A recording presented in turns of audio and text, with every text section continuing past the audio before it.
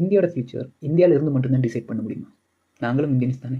என்ஆர்ஐங்கிறனால மட்டும் எங்களுக்கும் அதில் பங்கு இல்லைன்னு ஆயிரும். வேர்ல்டுலேயே லார்ஜஸ்ட் டெமோக்ரஸிங்கிறதே இந்தியா தான்.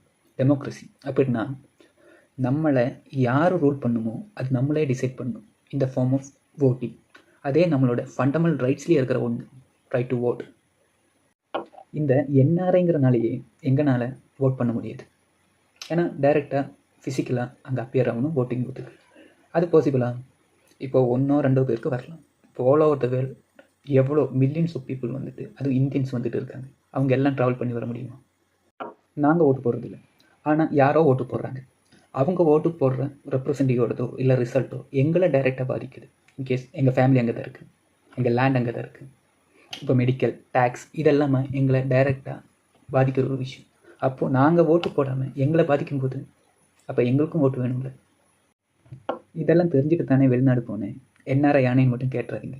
உங்களுக்கு தெரிஞ்சவங்க உங்கள் ஃப்ரெண்ட்ஸ்லேயோ இல்லை ஃபேமிலியிலோ இருப்பாங்க, அவங்கக்கிட்ட கேட்டு பாருங்கள் எவ்வளோ கஷ்டமான லைஃபுங்கிறது வெளிநாடு வாழ்க்கை. அதனாலேயே நாங்கள் எங்களோட ரைட்ஸ் மட்டும்தான் கேட்குறோம். எங்களுக்கு ஒரு சொல்யூஷன் கொடுங்க, எங்களுக்கும் ஓட் பண்ணணும், நாங்களும் சூஸ் பண்ணணும் எங்கள் லீடரை. அதுக்கு ஏதாவது சோர்ஸ் இருந்தால், அதுவும் இந்த ஜென்ரேஷனில் இதெல்லாம் பாசிபிள். பிகாஸ் 90s ஒரு லெட்டர்லேயோ கம்யூனிகேட் பண்ணிட்டு இருந்தது வந்துட்டு லேட்டர் பீரியட் ஃபோனாக மாறிச்சு. இப்போ நம்ம வீடியோ காலில் பேசிகிட்டு இருக்கோம். அப்படி டெக்னாலஜி வளர்ந்துருக்கும் போது ஏன் என்ஆர்ஐக்கும் ஓட்டு போடுறதுக்கு ஃபிசிக்கலாக தான் வரணுமா?